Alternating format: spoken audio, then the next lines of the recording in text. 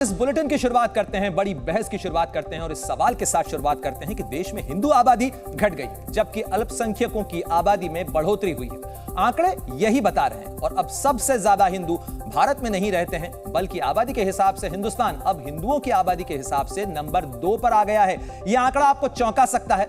इन आंकड़ों की टाइमिंग पर सियासी वार पलटवार भी काफी चल रहा है, लेकिन इस मुद्दे के ऊपर हम आगे बात करें उससे पहले जरा बहस के सवाल देख लीजिए क्योंकि यह बहस बहुत महत्वपूर्ण है।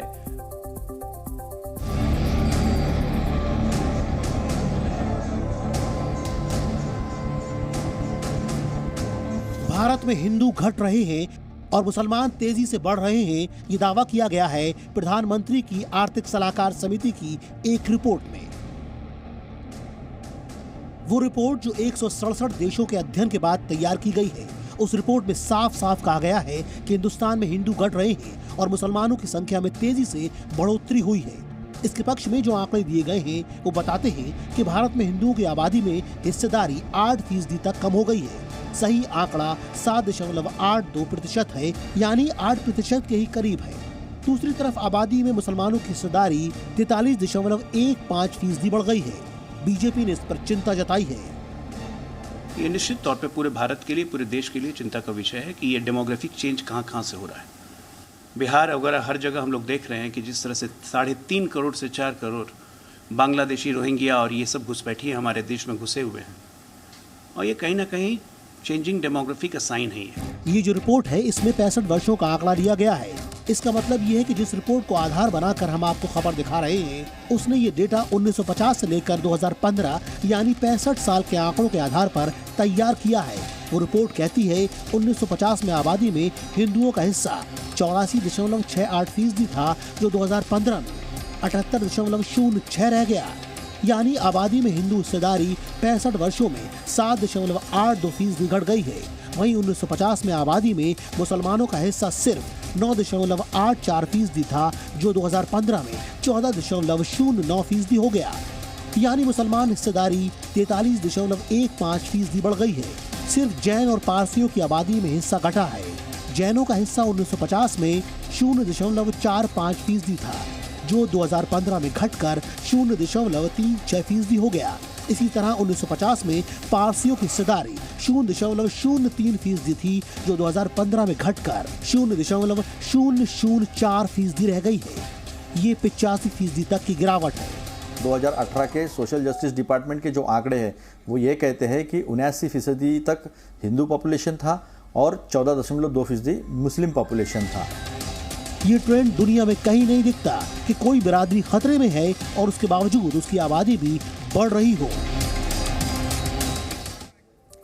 तो प्रधानमंत्री के इकोनॉमिक काउंसिल के सदस्यों समेत तमाम विशेषज्ञों की तैयार इस रिपोर्ट के आधार पर जो आंकड़े सामने आए हैं उस पर हमने आपको डिटेल्ड रिपोर्ट बताई, लेकिन इस रिपोर्ट के साथ साथ कई बड़े सवाल भी खड़े हैं और बहस के सवाल आज के क्या हैं वो भी आपको बता देते हैं। तो देखिए, मुस्लिम आबादी बढ़ी है, फिर आखिर कैसे खतरे में है मुसलमान? ये सवाल इस रिपोर्ट के बाद और गहरा जाता है क्योंकि लोकतंत्र में चीजें संख्या से तय होती हैं और संख्या के आधार पर ही बहुमत का फैसला भी होता है। देश में जनसंख्या नियंत्रण कानून जरूरी हो गया है क्या? यह भी बड़ा सवाल इसलिए है क्योंकि दुनिया का सबसे ज्यादा आबादी वाला देश भारत बन चुका है। इसी बीच चुनाव के बीच में जब ये रिपोर्ट आई है तो क्या इसके कारण सियासी हैं? क्या टाइमिंग इसकी जो है वो सियासी आधार पर तय की गई है? ये भी सवाल खड़ा है।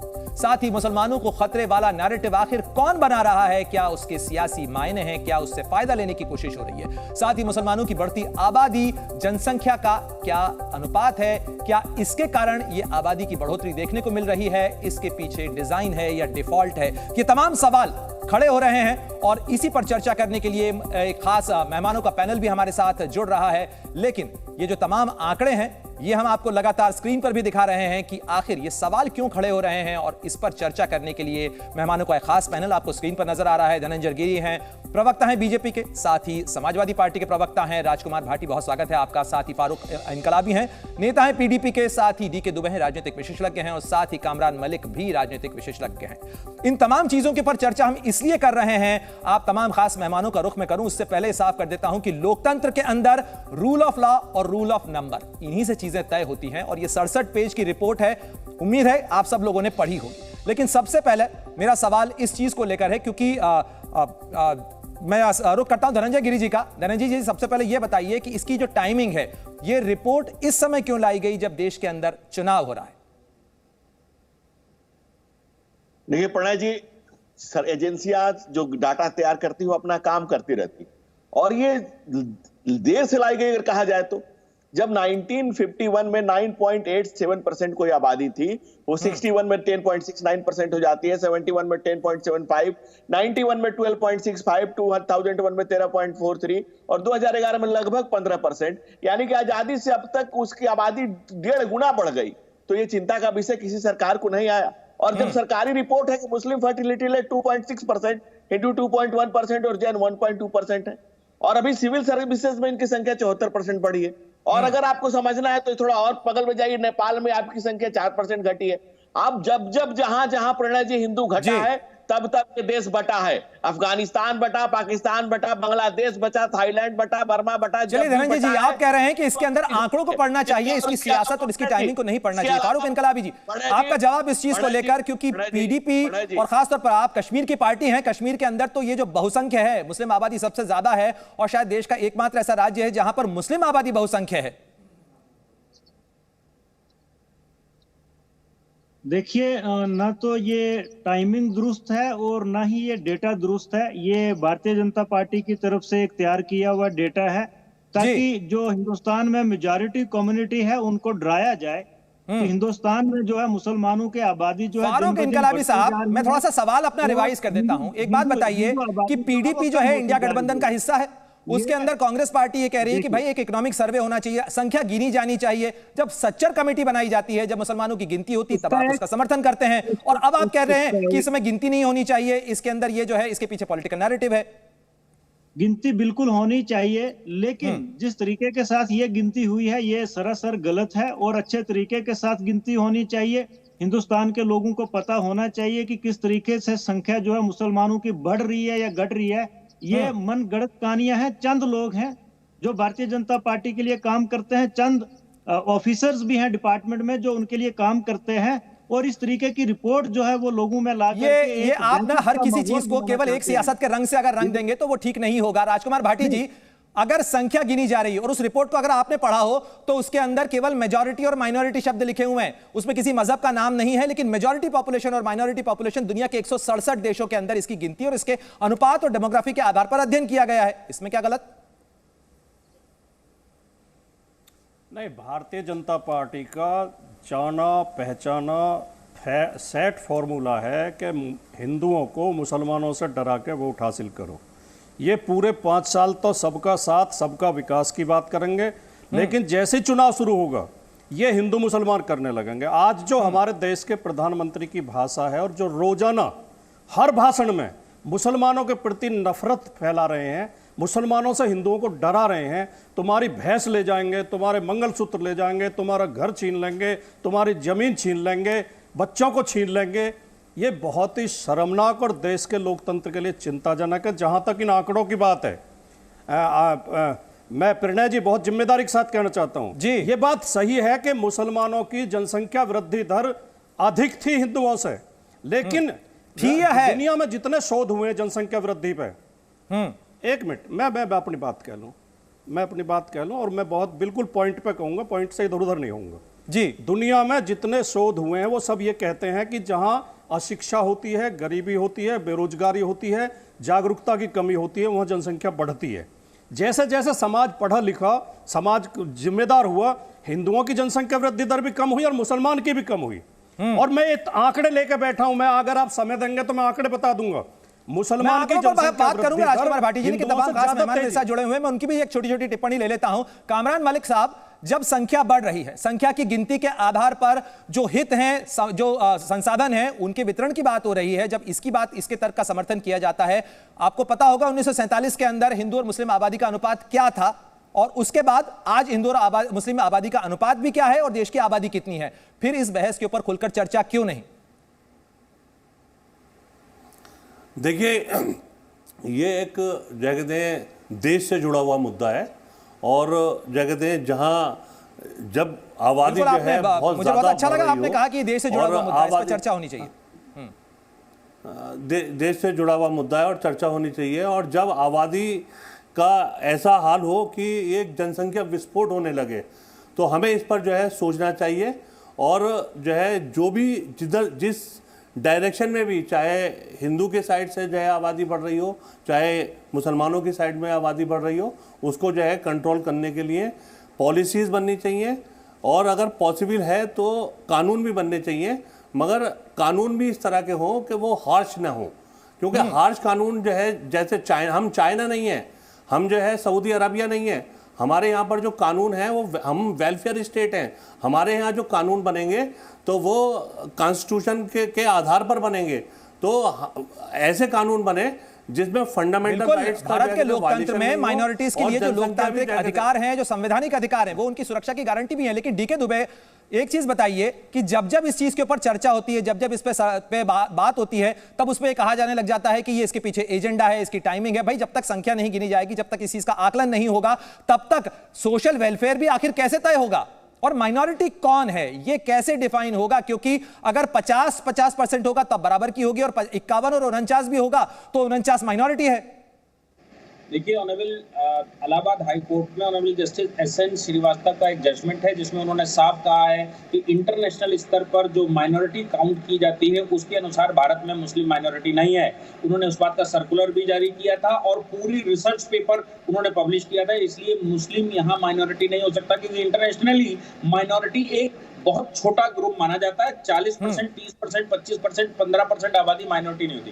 दूसरी बात, सबसे बड़ी समस्या ये है कि ये जो आंकड़े बताए जा रहे हैं कि आंकड़े गलत है, मैं इससे सहमत हूं, क्योंकि आंकड़ा 2024 का आना चाहिए और 2024 हुए 9 साल हो चुके हैं। 9 साल बाद इस समय जो आबादी का परसेंटेज है वो बहुत ज्यादा बढ़ चुका है। इसलिए अब बहुत ज्यादा संकट दिखाई दे रहा है। दूसरी बात, राजकुमार भाटी साहब जी ने बड़ा अच्छा कहा कि जहां दुबे जी, लेकिन सवाल उसके बाद फिर यह भी खड़ा होगा कि आखिर अभी तक सेंसस क्यों नहीं हुआ? 2021 के अंदर सेंसस होना था, उस समय कोविड के बारे में बात की गई। मैं आप तमाम खास मेहमानों के पास लौटूंगा, लेकिन इस समय प्रधानमंत्री को सलाह देने वाली इकोनॉमिक एडवाइजरी काउंसिल की इस रिपोर्ट को लेकर कांग्रेस ने क्या कुछ कहा है वो भी आपको बता देते हैं, क्योंकि यह हिंदू मुस्लिम करने की कोशिश हो रही है, यह बड़ा आरोप लगाया है कांग्रेस की तरफ से। तो वहीं केंद्रीय मंत्री गिरिराज सिंह का कहना है कांग्रेस पर पलटवार करते हुए कि इसे गजवाए हिंद की साजिश के तौर पर देखा जाना चाहिए।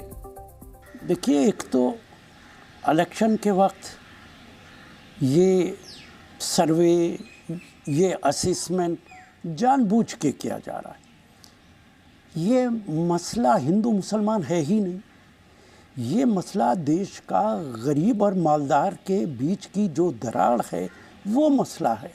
आप पूरे देश के अंदर ऑब्जर्व करेंगे, जो गरीब लोग हैं, चाहे वो हिंदू हो या मुसलमान हो, उनकी आबादी बढ़ी है। जो रिपोर्ट आया है ये चिंताजनक है। जो अभी पूरे दुनिया में एक साजिश चल रहा है भारत को भी गजवाए हिंद बनाने का, और ये पॉपुलेशन को लेकर के, इसलिए देश के सनातनियों को इसके ऊपर चिंता जतानी है और ये चिंता का विषय भी है। सुना आपने किस तरीके से गिरिराज सिंह तो इसे गजवाए हिंद कह रहे हैं, लेकिन धनंजय गिरी, मैं आपके पास आना चाहूंगा इसी सवाल के साथ में कि गरीबी के आधार पर कहा जा रहा है कि भाई अशिक्षा और गरीबी से आबादी बढ़ती है, लेकिन आप तो कह रहे हैं कि सोची समझी साजिश है। बीजेपी के नेता कह रहे हैं कि इस पे तो गजवाए हिंद की साजिश है। क्यों? प्रणय जी, मैं एक चीज करेक्ट करूंगा। लक्षद्वीप में 97% मुस्लिम और जम्मू कश्मीर में 70%, वो दूसरा सबसे बड़ा आबादी का राज्य। जब वहां आबादी बढ़ी तो रकीब चलीब कलीब किसी से छुपा हुआ नहीं। जब म्यांमार में 10% बौद्धों की संख्या घटी तो वहां क्या हुआ सबको पता है। दिक्कत उन लोगों से नहीं है, दिक्कत फारूक इनकलाबी या वैसे लोगों से नहीं है, दिक्कत उन लोगों से है जो कुल्हाड़ी में लकड़ी का हिस्सा ना होता तो जंगल के कटने का किस्सा ना होता। दिक्कत उन लोगों से है जो कहते हैं कि डरा कर, अरे तुम गोली चलवा कर, दिन दहाड़े मरवा करके दूसरी सबसे बड़ी बहुसंख्यक आबादी को अल्पसंख्यक बता करके राजनीति की रोटियां सेक रहे हो, इस मुल्क के साथ मजाक कर रहे हो। फारूक इनकलाबी साहब कुछ कहना चाहते हैं? फारूक इनकलाबी साहब, जवाब आपका। 60,000 करोड़ का जो किसान सम्मान निधि का 5वां हिस्सा जो कम्युनिटी ले रही हो, जो आयुष्मान भारत का 5वां हिस्सा ले रही हो, जो पोषण योजना का 5वां हिस्सा कंज्यूम कर रही हो, जाने के लिए कुछ नहीं, लोगों को बताने के लिए कुछ नहीं कि पिछले 10 सालों में आप लोगों ने 5वां हिस्सा ले रही हो, उस आबादी को कैसे कहेंगे कि देखिए, आप दोनों एक साथ बोलेंगे तो दोनों को किसी की आवाज समझ में नहीं आएगी और जनता को भी समझ में नहीं आएगी।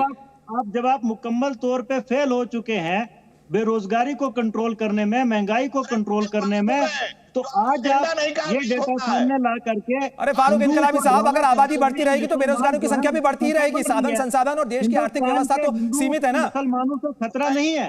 हिंदुस्तान के हिंदुओं को अगर किसी से खतरा है वो भारतीय जनता पार्टी है, जो इस तरीके का माहौल पूरे मुल्क में पैदा करने की कोशिश कर रही है। मुसलमान किसी को खतरा है तो किससे दुनिया अगर हिंदुस्तान में मुसलमानों के मेरे पास वक्त की कमी है, 15-15 सेकंड में आप सभी मेहमानों को दे रहा हूं, जल्दी जल्दी से अपना कमेंट दीजिएगा। सबसे पहले मैं फारूक इनकलाबी साहब, आपका कमेंट तो पूरा हो चुका है, मैं राजकुमार भाटी जी से कमेंट लेता हूं। भारतीय जनता पार्टी के लोग सच्चाई को झुठला के झूठे आंकड़े पेश करके देश में नफरत का माहौल पैदा करना चाहते हैं। ये देश की एकता और अखंडता के लिए बहुत खतरनाक है। भारतीय जनता पार्टी, कामरान साहब, इसके पीछे क्या बंटवारे की सियासत है? जल्दी से आपका कमेंट। नहीं, ऐसा कुछ नहीं है। ये देखिए, जो कुछ लोग ऐसा सोच सकते हैं कि जनसंख्या बढ़ाई जाए, बहुत ही चंद लोग सोच सकते हैं जिनको जो है राजनीतिक इंटरेस्ट है या जो है रिलीजियस इंटरेस्ट है। अदरवाइज आम आदमी जो है वो जो है अनएजुकेटेड होने की वजह से बिल्कुल संतुलित और सही हुई बात आपने कही है। डीके दुबे जी, क्या इसके बाद, इस संख्या के आकलन के बाद में क्या कानूनों के अंदर, प्रावधानों के अंदर बदलाव भी जरूरी होता है? नहीं, बिल्कुल कानून व्यवस्था तो करनी पड़ती है क्योंकि कैसे रोकी जाए, लेकिन जब एक समुदाय ने ये विचार करके रखा हो कि नहीं हमने आबादी बढ़ानी है और गजबाए हिंद करना है और हिंदुस्तान पर कब्जा करना है, तो आप कानूनों का करेंगे क्या? वो आप उनको किसी को अबॉर्शन तो करवा नहीं देंगे, आप किसी के बच्चे को मार तो देंगे नहीं। उनका तो उद्देश्य है कि हमें हिंदुस्तान को कब्जा करना है। अगर ऐसा दिमाग में डालकर ये किया जा रहा है तो फिर आप कानूनों से करेंगे क्या? ये समस्या बहुत विकराल है। भाटी साहब कह रहे थे कि जहां अशिक्षा होती है, चलिए इसी सवाल के साथ इस बहस को खत्म करते हैं कि आखिर गिनती के बाद गिनती से परहेज क्यों? क्योंकि गिनती के बाद ही चीजें तय होती हैं। कोई भी लोकतंत्र, कोई भी व्यवस्था जो है वो इसी के आधार पर आकलन करती है, तय करती है कि आखिर संसाधनों का वितरण किस तरीके से करना चाहिए, सोशल वेलफेयर का प्रबंधन किस तरीके से करना चाहिए। और इसीलिए ये सवाल हमने भी उठाया कि मुस्लिम अगर बढ़े हैं तो फिर आखिर खतरे में क्यों हैं? क्या इसके पीछे कोई सियासी नैरेटिव है जो खड़ा किया जा रहा है? जी न्यूज़।